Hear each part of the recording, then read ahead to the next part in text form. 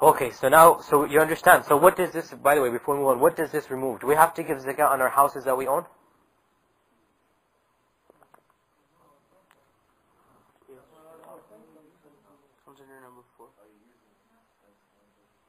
No, we don't. We don't. Because it doesn't come under one of these four things. Do we have to give zakah on the clothes that we wear? No. Do we have to give zakah on the Rolex watch that we own? Yeah, right. No. Do we have to give zakah on our glasses, on our pots, on our pans, on our furniture that we use in our house? No. Do you understand this? Remember, every time we discuss something, think of the opposite of that. This is the whole point of fiqh. I've just told you what you have to give zakah on. Your mind should be working well that everything else I don't have to give zakah on. Okay? We've just said these are the four things that you have to give zakah on. Anything besides this, you don't have to give zakah on that. Okay? Your car, you have to give zakah on your car. Suppose you own 3 or 4 cars, but you own them all. You own them and you use them. No, doesn't matter. Suppose you own 2 or 3 houses, one in Japan, one in Switzerland, and one in America, and you use them. They're not for business purposes. You're using them. Okay? In the sense, you're a multimillionaire. You're living 1 week here, 1 week there. Do you have to give zakah on those? No. It should be clear. You have to give zakah on these 4 items only. Everything else besides them, there is no zakah on those items. Okay? Okay. So now we move on to, we're skipping zakah of agricultural products and zakah of what? Livestock. We are skipping this. I'm very unfortunate, sad that we have to do so, but our time does not permit us to go into detail with regards to those things. Okay. Now we move on to the zakah of money. Now money, obviously, in the good old times, it was pure gold or silver, and in our times, it's dollars and cents. Okay. All the scholars are unanimous that the dollars and cents, they have the same hukum, the same ruling as gold and silver. Don't think that, well, the hadith mentioned gold and silver, well, this is, paper money, I don't have to give zakah on it. No. Basically, it's the currency of the time. Whatever you're using as currency. So first thing we have to discuss is, what is the nisab? What is the nisab? Firstly, define nisab. What is nisab, ya akhi, at the back? You don't know what a nisab is. Do you know, Uthman, what a nisab is? We just defined it 2 minutes ago.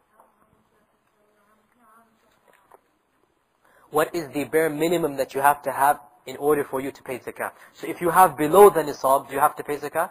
No. If you have below this amount, then you don't have to pay zakah. If you have above this amount or this amount, you have exactly the amount of the nisab, then you have to give zakah. Okay? Now the hadith mentioned certain weights here, and to be honest, I don't recall offhand the conversion factors, so I'll just give you the weights, and inshallah I'll ask some of the people of knowledge here in Houston, and inshallah I'll try to give you the conversion factors to give you the exact conversion factor. The nisab for gold is 20 mithqals. Just write down the Arabic phrase for now. 20 mithqals. And they are roughly 80 something grams of gold, okay? But I'm going to give you an exact figure inshallah, bi'idhnillahi ta'ala. Roughly 80 grams. You can just say in brackets a rough 80 to 85 grams of gold of our times, okay?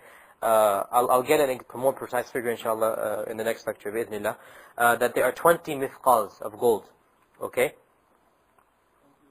Just write mithqals. Mithqals. And the nisab of silver is 200 dirhams. Just write 200 dirhams, and there are a few hundred grams of silver. I don't remember offhand right now.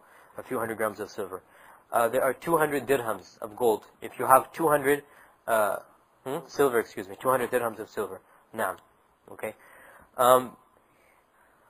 I calculated in riyals once. It was like 2,000 riyals or something. 2,000 riyals. Basically $700-800. Just don't write this down. I'm just giving you a rough idea. It's roughly like $700-800, like $1,000. If a person owns more than this amount, okay, then he has to give zakah. And I'll give you inshallah a more precise figure in the future. Okay. But the point is, this is the bare minimum that he must have. And if he has below the nisab, then he doesn't have to give zakah. If he has the nisab or more than the nisab, then he must give zakah. Now, how do you calculate your zakah? How do you calculate your zakah? First thing you have to do is you have to set a date of the year, because you have to have 1 year from that date, right? So suppose you have to set a date or a month, and every year you have to give it the same time. So suppose you set, for convenience, you set your date as the 1st of Muharram. Okay, the 1st of Muharram. Obviously realize it's the Islamic date. If you go by the Gregorian date, then your year will be longer. Every Christian year is 11 days longer than the Muslim year. Okay, or 10 or 11 or 12 depending on each year. But every Christian year is longer than the Muslim year. So you have to go by the Muslim year. And many scholars say it's good to give it in Ramadan because you get extra reward. You know what I mean? You might as well give it in Ramadan. So suppose you choose, let's say, not Muharram at Ramadan. So in the beginning of this year, or the Ramadan of this year, suppose you had $10,000. Okay? Next Ramadan comes and you have $15,000. And it kept on going up. Okay, after you gave your rent and you bought your clothes and you gave your gas and insurance and everything that you have to give, it just kept on going up until you reached $15,000 after one Ramadan. Then you have to give zakah on the minimum amount that you had throughout the year, which was how much? 5, 10. 10 to 15. So the minimum amount that you always had was 10,000.